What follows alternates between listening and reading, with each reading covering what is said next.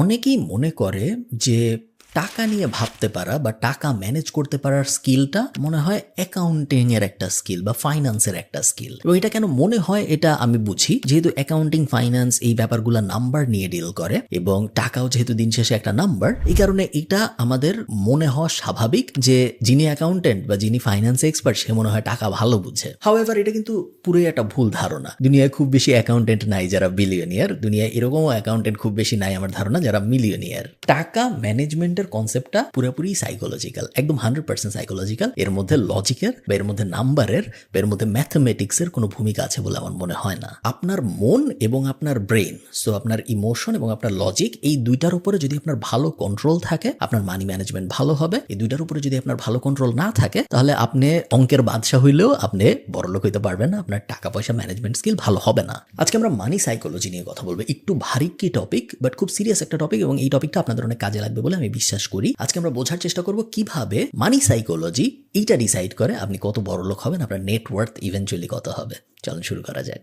Behavioural finance বলে একটা ব্যাপার আছে এবং বিহেভিয়ারাল ফাইন্যান্সের প্রথম শর্তই হইল এটা স্বীকার করে নেওয়া যে টাকা পয়সার ব্যাপার যখন আসে তখন আমরা ইমোশনালি ডিসিশন নেই, আমরা লজিক্যালি ডিসিশন নেই না। আপনি দেখেন বেশিরভাগ মানুষ কখন বিটকয়েন কিনে বা বেশিরভাগ মানুষ কখন বিটকয়েন নিয়ে কথাবার্তা বলে, বিটকয়েন নিয়ে নিউজ আমরা কখন হইতে দেখি? যখন বিটকয়েনের দাম $90,000 হয়, যখন বিটকয়েনের দাম $1,00,000 হয়, যখন বিটকয়েনের দাম $80,000, বিটকয়েনের দাম যখন বাড়তে থাকে তখন। বিটকয়েন যদি আপনার একটু এলিয়েন মনে হয় তাহলে আপনি জিনিসটা গোল্ডের প্রাইস দিয়ে কম্পেয়ার করতে পারেন। আপনি চিন্তা করেন গোল্ড নিয়ে নিউজ কখন হয়? বাংলাদেশে যখন আমরা খবর দেখি গোল্ড নিয়ে খবর কখন হয়? গোল্ড নিয়ে খবর শুধুমাত্র তখনই হয় যখন গোল্ডের দাম বাড়ে, যে গোল্ডের ভরি নির্ধারণ করা হয়েছে এত টাকা, গোল্ডের ভরি নির্ধারণ করা হয়েছে অত টাকা। হাউএভার আপনি চিন্তা করুন লজিক্যালি যদি আমরা ভাবি, এবং বেশিরভাগ মানুষ গোল্ড কিনে বা বেশিরভাগ মানুষ বিটকয়েন কিনে বা বেশিরভাগ মানুষ স্টক কিনে তখনই যখন এগুলোর দাম বাড়তেছে, তারা নিউজে দেখতেছে দাম বাড়তেছে, তারা খবরে দেখতেছে দাম বাড়তেছে। হাউএভার আমরা যদি লজিক্যালি চিন্তা করি আমরা জানি যে যখন কোনো একটা কিছুর দাম বাড়তেছে তখন ওটা কেনার থেকে যখন ওটার দাম কমতেছে বা যখন ওটার দাম অলরেডি অনেক কম তখন কেনা ভালো, এবং তারপরে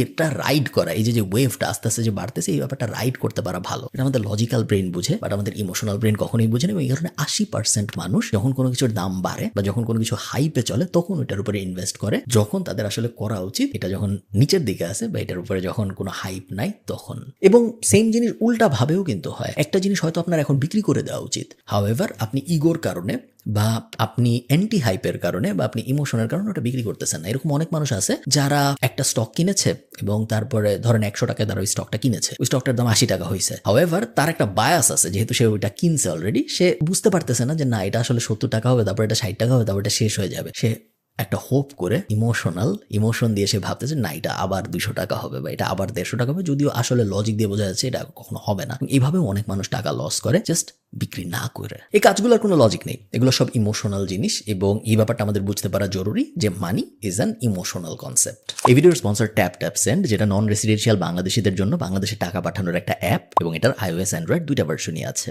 ট্যাপ সেন্ড ব্যবহার করে যদি আপনি দেশে টাকা পাঠান তাহলে আমার মতে সুবিধা হলো 5টা। 1 নম্বর সুবিধা, zero fee on transfer.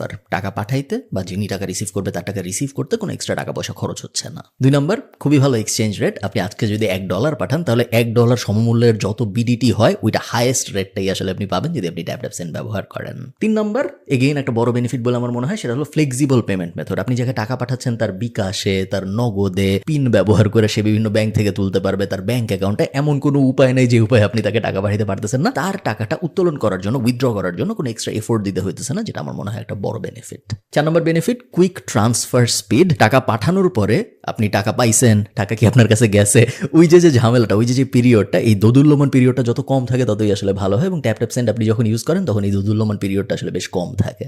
UK, USA, Canada, Europe, UAE এবং অস্ট্রেলিয়া, এই 6 জায়গায় এই মুহূর্তে ট্যাপ সেন্ড অ্যাভেলেবল। আপনি যদি ডেসক্রিপশনে বা কমেন্টে কোথাও লিঙ্ক দেওয়া থাকবে ওই লিঙ্কটা ব্যবহার করেন তাহলে আপনি ট্যাপ সেন্ড ব্যবহার করে বাংলাদেশে টাকা পাঠাতে পারবেন। এবং টাকা পাঠানোর সময় আপনি যদি কেএফ কুপনটা ব্যবহার করেন তাহলে একটা এক্সট্রা বেনিফিট আছে।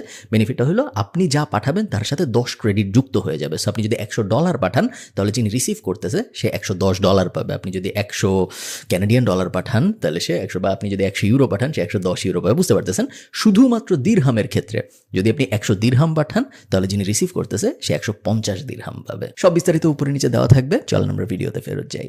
ড্যানিয়েল কানেমান এবং আমোস তেভরস্কি এই দুই সাইকোলজিস্ট একটা রিসার্চ করে। এই রিসার্চ করার পরে ডিসিশন মেকিং নিয়ে হয় এই রিসার্চটা, এবং এরপরে এই রিসার্চটা করে ওরা একটা থিওরি আবিষ্কার করে, যে থিওরিটাকে বলা হয় প্রসপেক্ট থিওরি। 2002 সালে এই থিওরি আবিষ্কার করার কারণে ওদের নোবেল দেওয়া হয়। রিসার্চের মূল কথা খুবই সহজ। মনে করেন আপনার সামনে দুইটা অপশন, একটা অপশনে আপনি শিওর আপনি 100 টাকা পাবেন, আর একটা অপশনে আপনি 80% শিওর যে আপনি 200 টাকা পাবেন। হাউএভার 20% চান্স আছে যে আপনি 200 টাকা নাও পাইতে পারেন, আপনি 80 টাকাও পাইতে পারেন। প্রসপেক্ট থিওরি বলতেছে যদিও সেকেন্ড অপশনটা লজিক্যালি আমাদের চুজ করা উচিত, কারণ ওখানে 80% চান্স আমরা 200 টাকা পাবো। হাউএভার হিউম্যান ব্রেইন লস অ্যাভারশনের কারণে আমরা লস করতে চাই না, এই কারণে আমরা সবসময় বেশিরভাগ সময় অপশন 1 চুজ করবো, অপশন 2 চুজ করবো না।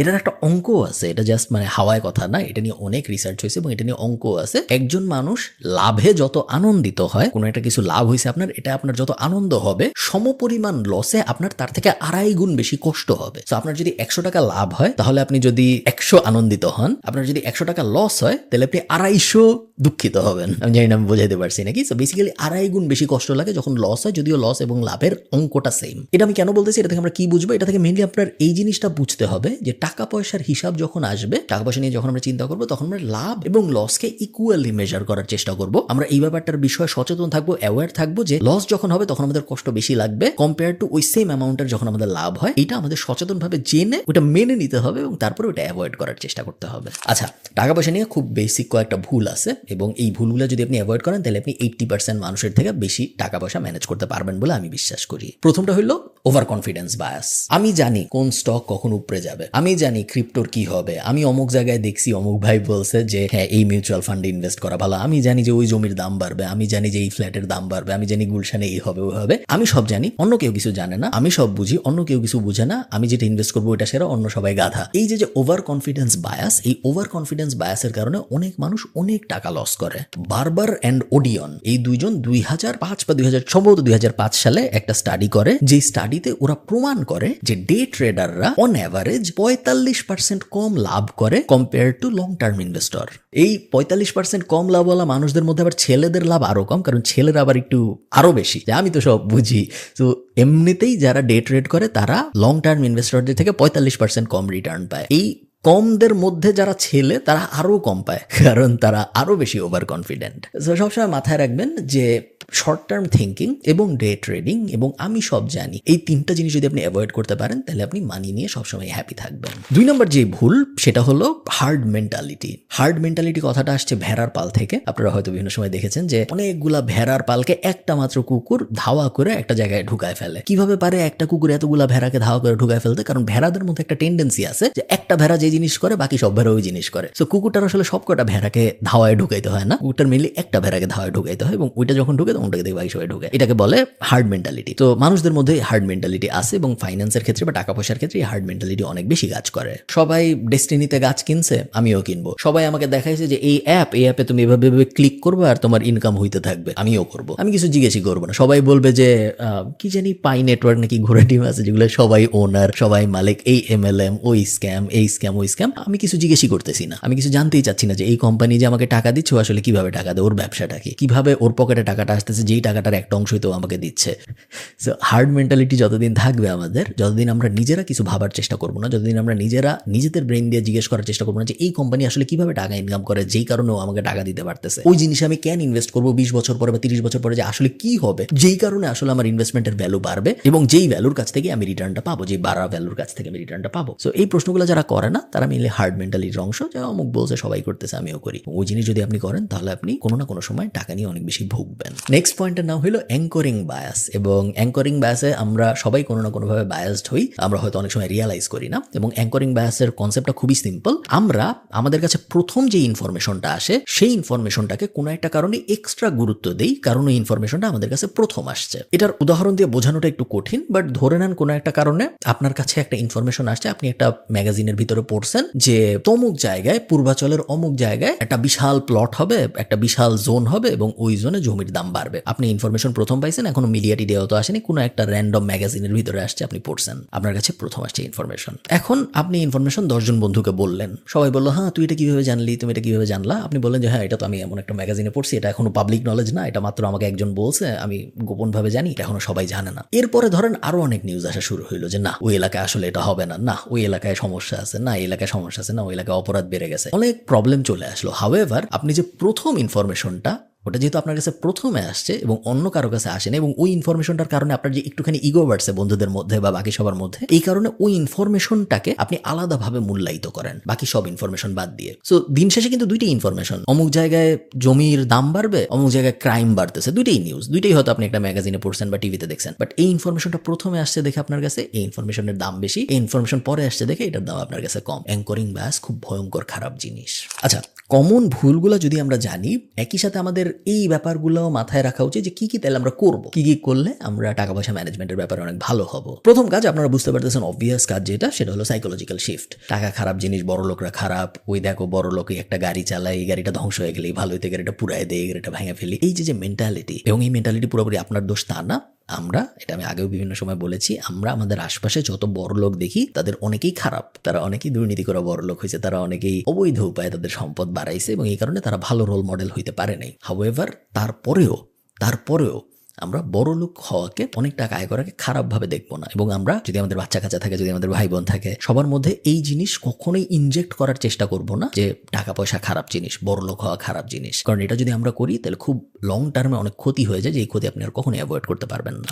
লেফটিস্ট মাইন্ডসেট বলে একটা কথা আছে, এটা এই ভিডিওর আলোচনার একটু বাইরে চলে যাচ্ছে, বাট তারপরে আমি বলি যে লেফটিস্ট মাইন্ডসেটের একটা ব্যাপার আছে। আপনি দেখবেন আমেরিকান পলিটিক্স যারা ফলো করেন, বার্নি স্যান্ডার্সের পলিসি যদি আপনি দেখেন, বা লেফটে যারা আছে তাদের পলিসি যদি আপনারা দেখেন, আপনারা এই ব্যাপারটা খেয়াল করবেন যে ট্যাক্স দ্য রিচ, যারা বড় লোক তাদের অনেক ট্যাক্স দিতে হবে, যারা গরিব তারা কোনো ট্যাক্স দিবে না, তারা বসে বসে খাবে। এরকম একটা কনসেপ্ট নিয়ে কিন্তু ওয়েস্টে, স্পেশালি নর্থ আমেরিকায় রেগুলারলি ডিবেট হয়। এবং আপনি জিনিসটা একটু চিন্তা করেন, একজন জেফ বেজোস যদি পৃথিবীতে না থাকতো তাহলে কি হইতো? একজন জেফ বেজোস যদি পৃথিবীতে না থাকতো, অ্যামাজনে 4 লাখ বা 5 লাখ মানুষ হয়তো কাজ করে, এই 4 বা 5 লাখ এমপ্লয়মেন্ট থাকতো না। সো 4 বা 5 লাখ জব না থাকলে কি হয়? 4 বা 5 লাখ জব না থাকার মানে হইলো এই 5 লাখ মানুষ, যে 5 লাখ মানুষ অ্যামাজন থেকে প্রত্যেক মাসে বেতন পাচ্ছে, এই 5 লাখ মানুষ তো বেতন নিয়ে বালিশের নিচে রেখে দেয় না। এই 5 লাখ মানুষ এই বেতন নিয়ে খাবার কিনে, স্কুলের বেতন দেয়, ঘরের বিভিন্ন জিনিসপত্র কিনে, সিনেমা দেখে, ইত্যাদি ইত্যাদি। সো এই টাকাগুলা কিন্তু আবার সার্কুলেট হয়, টাকাগুলো আবার ইকোনমিতে চলে যায় এবং এটা জিডিপিকে বাড়ায়। সো এই 5 লাখ মানুষকে যে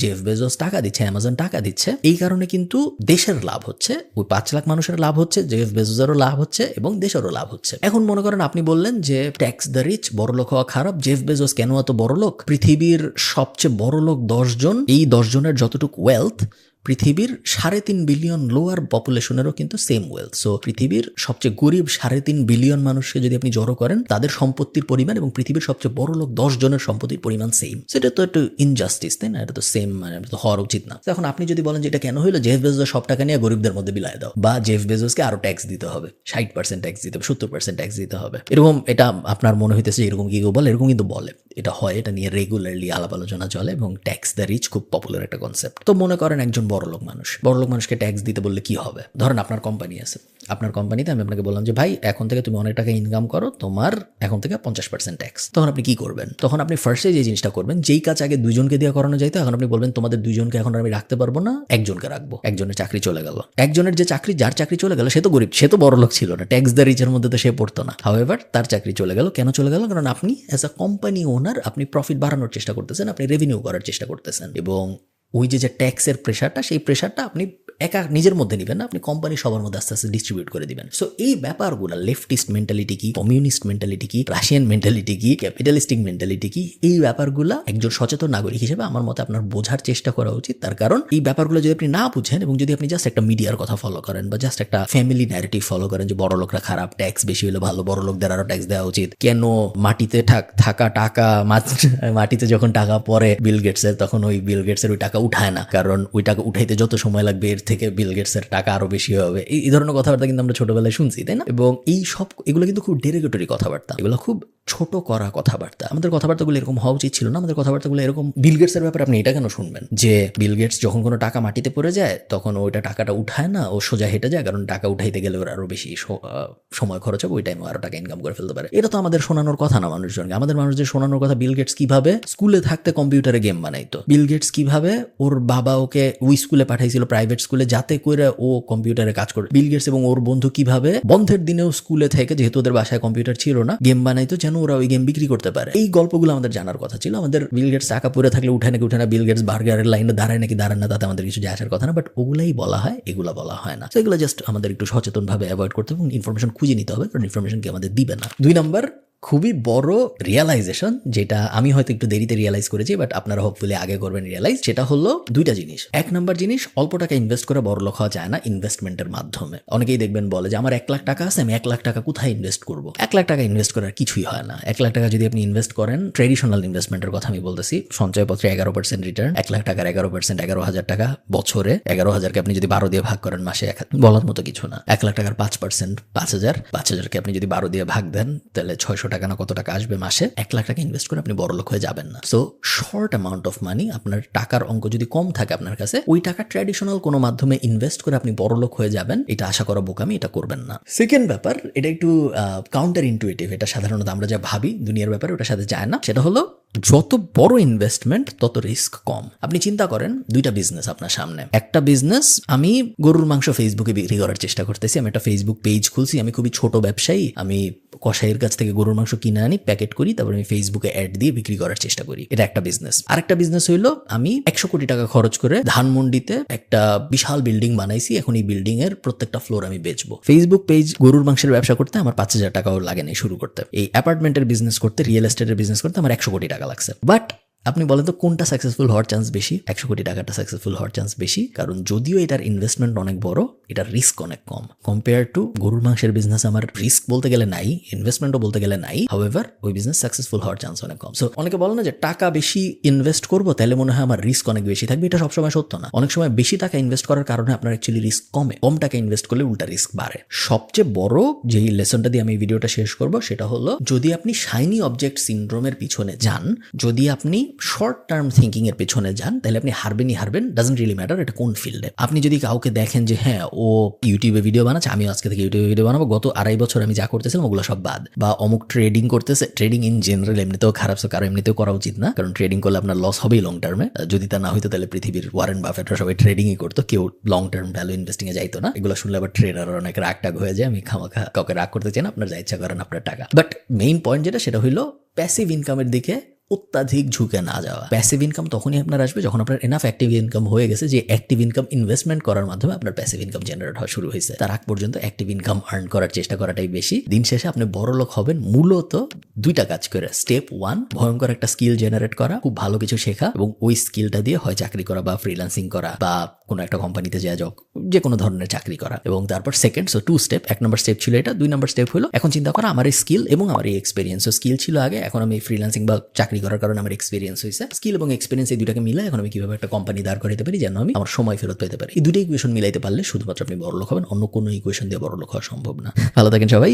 একটু অদ্ভুত হয়েছে ভিডিওটা আমি জানি, বাট এই মানি কনসেপ্টগুলো না আমি চাই আরো বেশি মানুষ শিখুক এবং বা জানুক, শিখুক বলাটা একটু স্ট্রং হয়ে যাবে। এগুলো সবকিছুই আমি অনেক ঠেকে শিখেছি, এবং আমি চাই আমাকে যারা আমার ভিডিও যারা দেখেন তাদের জন্য অত ঠেকে শিখতে না হয়। এবং আমি চাই মাঝে মধ্যে আরো একটু কমপ্লিকেটেড টপিকের উপরে ভিডিও করতে। আমার ইউটিউব চ্যানেলটা যেহেতু অনেক বড়, এটা আমি এই ভিডিও শেষ পর্যন্ত সাধারণত অনেক মানুষ দেখে না, এই কারণে আমি ভিডিও শেষের দিকে সেই আলাপটা করতেছি। আমার ইউটিউব চ্যানেল যেহেতু এখন অনেক বড়, আমি বাংলাদেশের সবচেয়ে বড় business channel, personally run business channel, even professionally run business চ্যানেলদের মধ্যে আপনি বলতে পারেন বাংলাদেশের সবচেয়ে বড় বিজনেস চ্যানেলগুলোর একটা। তো সমস্যা যেটা হয় সেটা হলো অনেক টপিক আছে যেগুলো নিয়ে আমি আলাপ করতে চাই, বাট এগুলো নিয়ে আলাপ করলে এগুলো এত নিশ টপিক, এগুলো এত ক্ষুদ্র টপিক যে এগুলো নিয়ে আলাপ করলে অনেক বড় একটা অংশের মানুষের জন্য এগুলো রেলেভেন্ট না। যেমন ধরেন আপনার বাংলাদেশে কর্পোরেট ট্যাক্স 25%, দুবাইয়ে কর্পোরেট ট্যাক্স 9%, দুবাইয়ে পার্সোনাল ট্যাক্স 0%, বাংলাদেশে প্রথম 3.5 লাখ টাকায় পার্সোনাল ট্যাক্স 0%, তারপরে পার্সোনাল ট্যাক্স বাড়ে আস্তে আস্তে। সো কোন সময় আপনার কোম্পানিটা বাংলাদেশ থেকে শিফট করে দুবাই বা সিঙ্গাপুরে নিয়ে যাওয়া উচিত, বা আদৌ নিয়ে যাওয়া উচিত নাকি? আমি